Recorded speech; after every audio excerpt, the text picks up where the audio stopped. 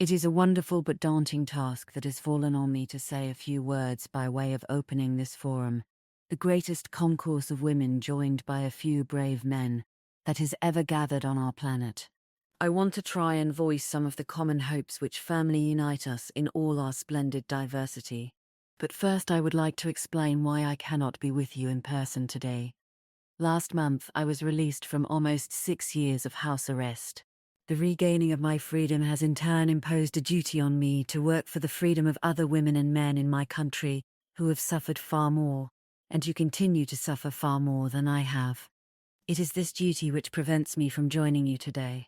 Even sending this message to you has not been without difficulties, but the help of those who believe in international cooperation and freedom of expression has enabled me to overcome the obstacles. They made it possible for me to make a small contribution to this great celebration of the struggle of women to mold their own destiny and to influence the fate of our global village.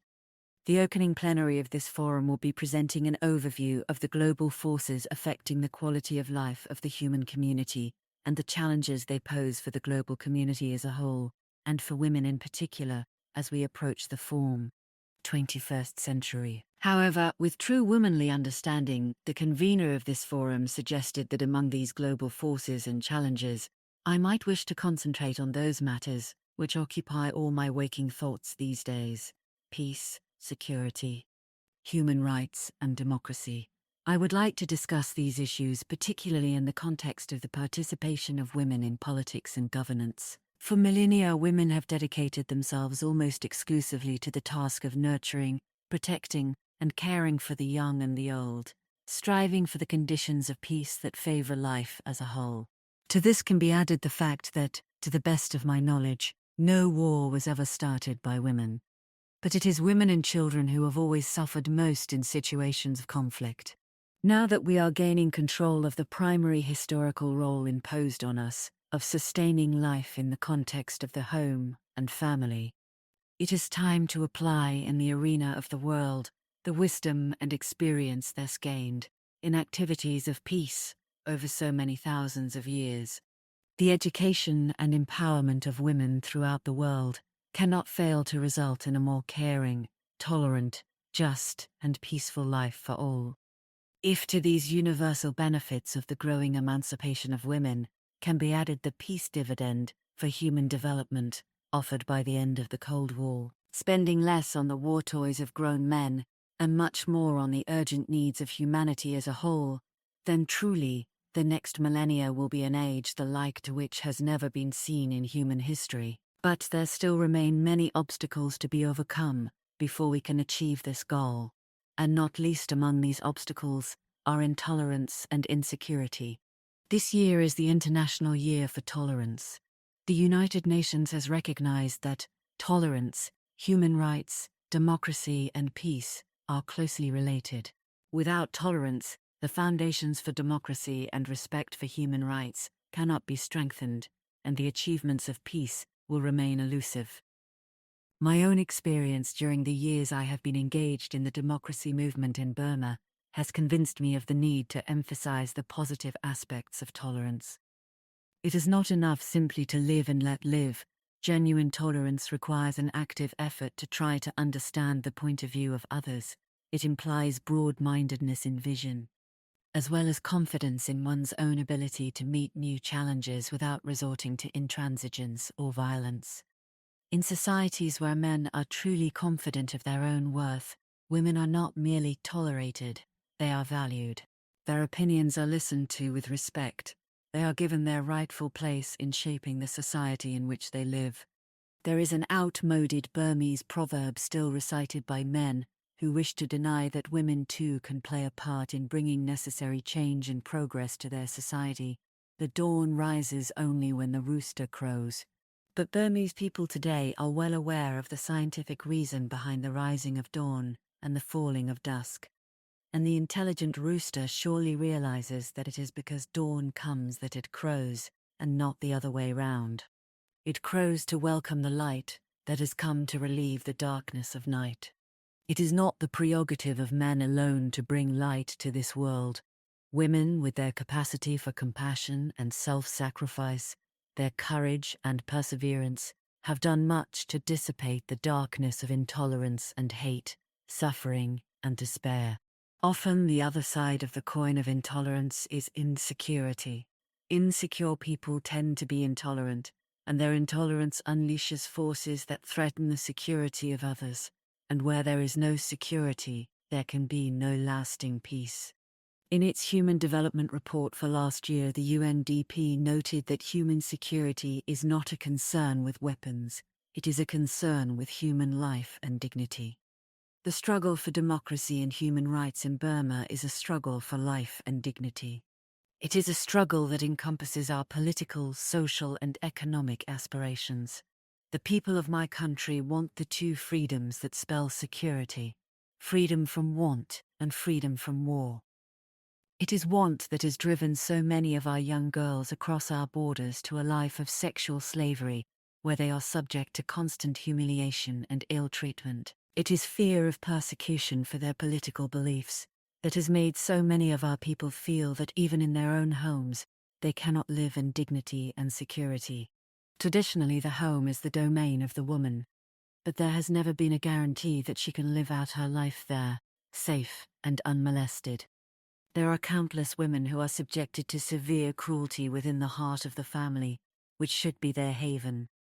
And in times of crisis, when their menfolk are unable to give them protection, women have to face the harsh challenges of the world outside, while continuing to discharge their duties within the home. Many of my male colleagues who have suffered imprisonment for their part in the democracy movement have spoken of the great debt of gratitude they owe their womenfolk, particularly their wives, who stood by them firmly, tender as mothers nursing their newly born, brave as lionesses defending their young. These magnificent human beings who have done so much to aid their men in the struggle for justice and peace.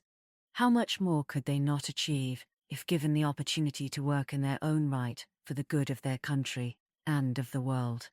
Our endeavors have also been sustained by the activities of strong and principled women all over the world who have campaigned not only for my own release, but more importantly, for our cause. I cannot let this opportunity pass without speaking of the gratitude we feel towards our sisters everywhere, from heads of governments to busy housewives. Their efforts have been a triumphant demonstration of female solidarity and of the power of an ideal to cross all frontiers. In my country at present, women have no participation in the higher levels of government, and none whatsoever in the judiciary. Even within the democratic movement, only 14 out of the 485 MPs elected in 1990 were women, all from my own party, the National League for Democracy. These 14 women represent less than 3% of the total number of successful candidates. They, like their male colleagues, have not been permitted to take office, since the outcome of those elections has been totally ignored. Yet the very high performance of women in our educational system and in the management of commercial enterprises proves their enormous potential to contribute to the betterment of society in general. Meanwhile, our women have yet to achieve those fundamental rights of free expression, association, and security of life, denied also to their menfolk. The adversities that we have had to face together have taught all of us involved in the struggle to build a truly democratic political system in Burma that there are no gender barriers that cannot be overcome. The relationship between men and women should, and can be, characterized not by patronizing behavior or exploitation, but by metta, that is to say, loving kindness, partnership, and trust. We need mutual respect and understanding between men and women, instead of patriarchal domination and degradation, which are expressions of violence and engender counter-violence. We can learn from each other and help one another to moderate the gender weaknesses imposed on us by traditional or biological factors. There is an age-old prejudice the world over to the effect that women talk too much. But is this really a weakness? Could it not in fact be a strength? Recent scientific research on the human brain has revealed that women are better at verbal skills, while men tend towards physical action. Psychological research has shown, on the other hand, that disinformation engendered by men has far more damaging effect on its victims than feminine gossip. Surely these discoveries indicate that women have a most valuable contribution to making situations of conflict by leading the way to solutions based on dialogue rather than on viciousness or violence. The Buddhist Pavarana ceremony at the end of the rainy season retreat was instituted by the Lord Buddha, who did not want human beings to live in silence, like dumb animals. This ceremony, during which monks ask mutual forgiveness for any offense given during the retreat, can be said to be a council of truth and reconciliation. It might also be considered a forerunner of that most democratic of institutions, the Parliament, a meeting of peoples gathered together to talk over their shared problems. All the world's great religions are dedicated to the generation of happiness and harmony.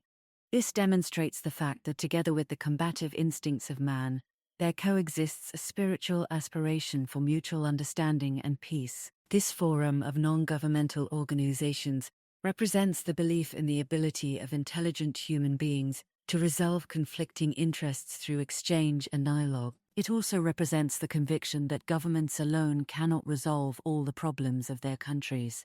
The watchfulness and active cooperation of organizations outside the spheres of officialdom are necessary to ensure the four essential components of the human development paradigm, as identified by the UNDP: productivity, equity, sustainability, and empowerment. The last is particularly relevant.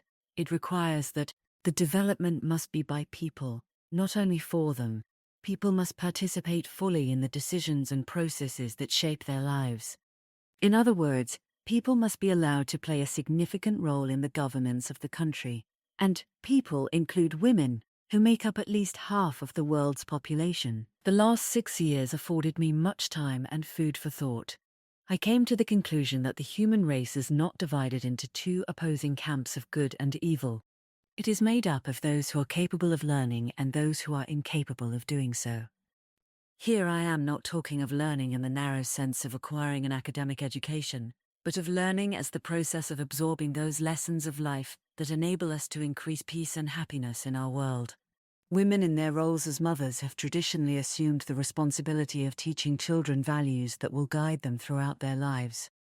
It is time we were given the full opportunity to use our natural teaching skills to contribute towards building a modern world that can withstand the tremendous challenges of the technological revolution, which has in turn brought revolutionary changes in social values. As we strive to teach others, we must have the humility to acknowledge that we too still have much to learn, and we must have the flexibility to adapt to the changing needs of the world around us. Women who have been taught that modesty and pliancy are among the prized virtues of our gender are marvelously equipped for the learning process. And in that, but they must be given the opportunity to turn these often merely passive virtues into positive assets for the society in which they live. These, then, are our common hopes that unite us, that as the shackles of prejudice and intolerance fall from our own limbs, we can together strive to identify and remove the impediments to human development everywhere. The mechanisms by which this great task is to be achieved provided the proper focus of this great forum. I feel sure that women throughout the world who, like me, cannot be with you, join me now in sending you all our prayers and good wishes for a joyful and productive meeting.